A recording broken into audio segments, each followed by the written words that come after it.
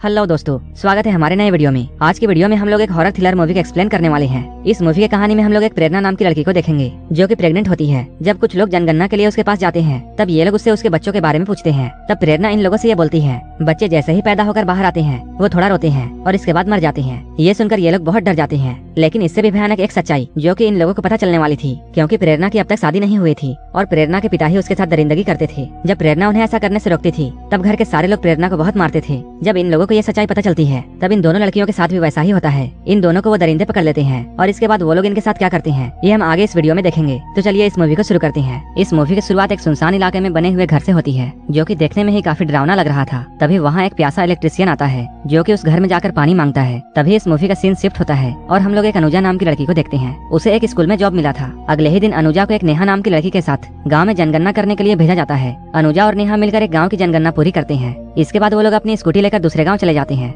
ये लोग जब उस दूसरे गांव में पहुंचते हैं तभी इन लोगों की नजर एक घर पर जाती है जो कि गांव से काफी दूर सुनसान इलाके में बना हुआ था। ये लोग जनगणना करने के लिए इस घर में भी जाते हैं। तभी इन लोगों को प्रेरणा नाम की एक लड़की यहाँ मिलती है जो कि लगभग इन्हीं की उम्र की थी। देखने में प्रेरणा की हालत काफी बुरी लग रही थी। वो लोग यहाँ देखते हैं प्रेरणा प्रेग्नेंट है। प्रेरणा को प्रेग्नेंट देखकर अनुजा उसके बच्चे के बारे में पूछती है, लेकिन प्रेरणा का जवाब सुनकर वो लोग बहुत दंग रह जाते हैं। प्रेरणा का कहना था उसका बच्चा है ही नहीं, क्योंकि बच्चे पैदा होकर बाहर आते हैं और थोड़ी देर रोते हैं और फिर मर जाते हैं। प्रेरणा की ऐसी बातें अनुजा और नेहा को काफी अजीब लगती हैं। प्रेरणा के अलावा इस घर में 3 लोग और थे, जिनमें से एक लीला नाम की बूढ़ी औरत थी। इनका नौकर भोला और इसके अलावा एक इंसान और था। लेकिन प्रेरणा इन लोगों को ये क्लियर नहीं बताती है कि वो इंसान प्रेरणा का क्या लगता है। लेकिन अनुजा उस शख्स को प्रेरणा का पति मानकर अपने रिकॉर्ड में लिख लेती है और इसके बाद ये लोग यहाँ से चले जाते हैं। लेकिन अनुजा को वहाँ कुछ ठीक नहीं लगता है और ये लोग सोचती है शायद प्रेरणा का पति उसे बहुत मारता होगा। और अगले ही दिन अनुजा फिर से नेहा को उस घर में जाने के लिए बोलती है और वो कहती है हमें उस घर में जाना चाहिए ताकि हम उस घर की सच्चाई जान सके। लेकिन नेहा उस घर से डरने लगी थी, इसलिए वो वहाँ जाने से मना करती है। लेकिन अनुजा के जिद करने पर नेहा मान जाती है।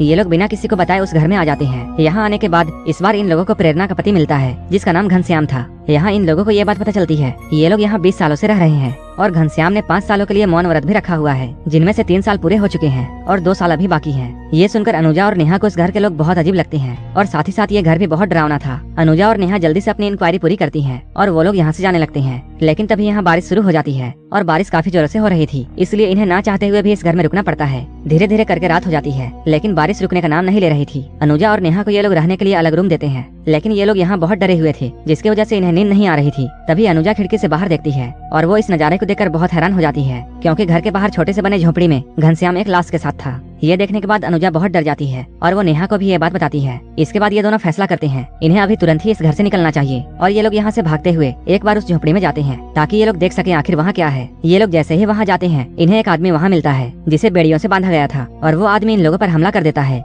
जिससे ये लोग और भी ज्यादा डर जाते हैं और ये लोग भागने लगते हैं। लेकिन जैसे ही ये लोग थोड़ी दूर जाते हैं वहाँ इन्हें इस भयानक जंगल में बहुत से जंगली जानवरों की आवाजें आती हैं। इसके बाद ये लोग वापस इसी घर में आ जाते हैं और अपने रूम में जाकर बैठ जाते हैं। ये लोग सोचते हैं इस घर वालों को ये बात पता नहीं होगी कि वो लोग घर के बाहर जाकर झोपड़ी में एक इंसान को देख चुके हैं। अगली सुबह जैसे ही होती है ये लोग वहाँ से जाने लगती हैं। उसी वक्त इधर वो बूढ़ी औरत घनश्याम को बताती है वो दोनों लड़कियां रात में घर से बाहर गई थी। ये सुनते ही घनश्याम और भोला उन दोनों का पीछा करने लगते हैं और इसके बाद उन दोनों को पकड़ लेते हैं और ये दोनों मिलकर उन दोनों को बहुत पीटते हैं और बड़ी बेरहमी से बांधकर उन दोनों को अपने घर के नीचे बने हुए बेसमेंट में डाल देते हैं, जहाँ उन लोगों को हर रोज बहुत थोड़ा सा खाना दिया जाता था। और जब भी ये लोग चिल्लाती थी तब इन लोगों को जानवरों की तरह पीटा जाता था। जब ये लोग बाहर निकलने के लिए चिल्लाती थी तब इनके ऊपर खौलता हुआ पानी डाल दिया जाता था। ये दोनों यहाँ बेसमेंट में बैठकर बहुत रोती हैं। नेहा अब मान चुकी थी कि उनका यहाँ से निकलना बिल्कुल नामुमकिन है। लेकिन तभी अनुजा को यहाँ उस घर का गटर पाइप मिलता है जहाँ से इस घर का गंदा पानी निकलता था। इसके बाद ये लोग उसी पाइप से बाहर निकलती हैं और वो लोग यहाँ से भागने से पहले फिर से उसे झोपड़े में जाते हैं जहाँ इन लोगों ने उस बंधे हुए आदमी को देखा था। और ये आदमी कोई और नहीं वही प्यासा इलेक्ट्रिशियन था जिसे हमने मूवी के शुरुआत में देखा था,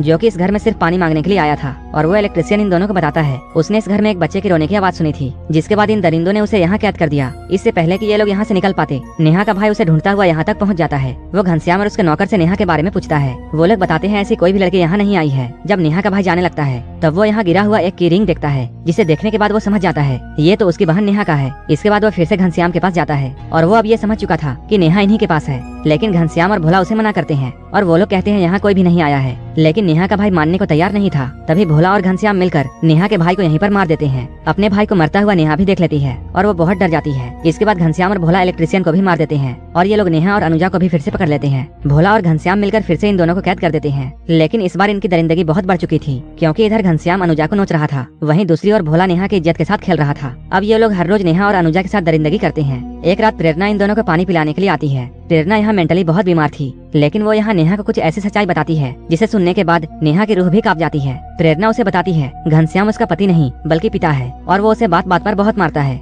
और घनश्याम ने ही उसकी माँ को भी मार दिया था। और वो बताती है पापा मेरे साथ रोज दरिंदगी करते हैं और प्रेरणा के पेट में जो भी बच्चा है वो घनश्याम का ही है। और जब भी प्रेरणा बच्चे को जन्म देती थी भोला और घनश्याम मिलकर बच्चे को मार देते थे। इधर अनुजा भागने की कोशिश करती है और वो ऊपर से कूद जाती है। वो घनश्याम और भोला से बहुत गुस्सा थी और वो इन लोगों से बदला लेना चाहती थी, इसलिए वो इनके भैंस वाले झोपड़े को जला देती है। जब घनश्याम और बाकी लोग जलता हुआ झोपड़ा देखते हैं तब भोला चाकू लेकर अनुजा को मारने के लिए जाता है और वो अनुजा का पीछा करते हुए जंगल में बहुत दूर निकल जाता है। यहाँ इन दोनों की फाइट होती है, लेकिन अंत में अनुजा भोला को ही मार देती है। वहीं दूसरी तरफ हम लोग प्रेरणा को देखते हैं जो कि यहाँ से निकलने में नेहा की मदद कर रही थी और नेहा यहाँ से निकलते हुए बाहर अनुजा के साथ जाकर मिल जाती है। लेकिन अनुजा का बदला अभी पूरा नहीं हुआ था। अब वो घनश्याम को भी मारना चाहती थी जिसने उसके साथ तो दरिंदगी की ही थी, साथ ही साथ उसने अपनी बेटी को भी नहीं छोड़ा था। इसके बाद अनुजा फिर से उसी घर में जाती है। यहाँ अनुजा घनश्याम को ढूंढती है और इन दोनों की लड़ाई इस घर के छत पर होती है। इन दोनों की काफी लंबी फाइट होने के बाद अनुजा घनश्याम को भी मार देती है। इधर घनश्याम की माँ लीला नेहा को मारने वाली थी, लेकिन नेहा भी उस पर हमला कर देती है और वो भी उस बुढ़िया को मार डालती है। जिसके बाद ये लोग उस घर से बाहर आती हैं और ये लोग एक जगह पर बैठ जाती हैं। इन्होंने तीनों दरिंदों को मारकर प्रेरणा को भी उनसे आजादी दी थी, क्योंकि घनश्याम की माँ भी जानती थी